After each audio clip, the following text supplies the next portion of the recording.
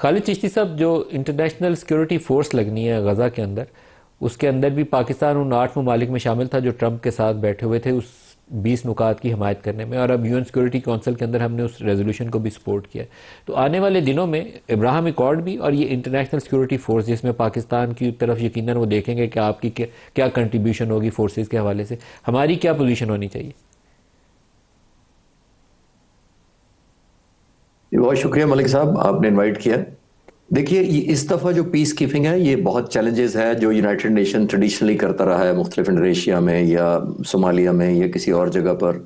یہ اس لیے ڈیفرنٹ ہے کہ اس میں سٹیک ہولڈر جو ہے، اور خاص طور پر جس کو انگیج کیے بغیر پیس ممکن نہیں ہے، وہ خود بہت پاورفل ہے، جو کہ اسرائیل ہے.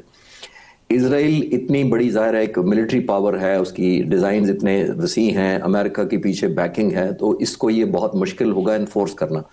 جو چیز دیکھنے والی تھی، اور میں کئی دنوں سے پوائنٹ آؤٹ کر رہا تھا، جب یہ پریزیڈنٹ امریکہ نے یہ بروز کیا تھا، ٹریڈ کا کیا تھا، تو میں یہی کہتا تھا کہ یہ تو امریکن پریزیڈنٹ کا ایک ایگریمنٹ ہے. یونائٹڈ نیشن چاہے ربر سٹیمپ بن چکی ہے، لیکن ایک ڈپلومیٹک پریشر تو بہت ہوتا ہے جب 150 ملک آپ کے تقریباً فلسطین کو ریکگنائز کر لیں، in spite of the fact کہ فارملی نہیں کوئی، یا اگر ہوتی کوئی اس طرح کی ٹیبل موو تو ویٹو کر دیا جاتا. تو یہ اس بیک ڈراپ میں پریشر بہت بلڈ ہوا تھا. لیکن جو چیز دیکھنے کی ہے وہ یہ ہے کہ ان کے رولز کیا ہیں، یعنی رولز آف انگیجمنٹ. جس ملکوں کی بھی فورس آئے گی اس کی امپاورمنٹ کیا ہے، اس کے بائی لاز کیا ہیں، ان کی اتھارٹی کیا ہے، رولز ڈوز اینڈ ڈونٹس کیا ہوں گے.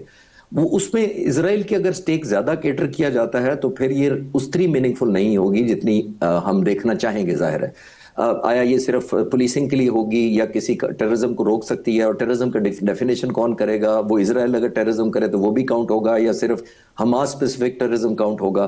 تو یہ سب کچھ دیکھنے بعد اس پورے سیٹ اپ کے اندر ایک چیز پازیٹیو ہوئی ہے کہ یونائٹڈ نیشنز کی انڈورسمنٹ ہو گئی ہے. یہ تو فارمل ہو گیا. آلدو یونائٹڈ نیشنز کے rules of the engagement globally جب بھی ان کی پیس کیپنگ فورس جاتی ہے، اس کے rules of the games clear ہوتے ہیں، انگیجمنٹ ٹرمز بڑی کلیئر ہوتی ہیں. لیکن اس صورت میں نے جو پہلے عرض کیا کہ کیونکہ اسرائیل فیکٹر بڑا اسٹرانگ ہے، پیچھے امریکہ ہے، تو ان کی مرضی شامل کیے بغیر مجھے نہیں لگتا کہ کس طرح کے ہوں گے، کتنے ٹرانسپیرنٹ ہوں گے، اور کتنے امپاورڈ ہوں گی یہ پیس کیپنگ فورسز مختلف ملکوں کی جو ہوں گی.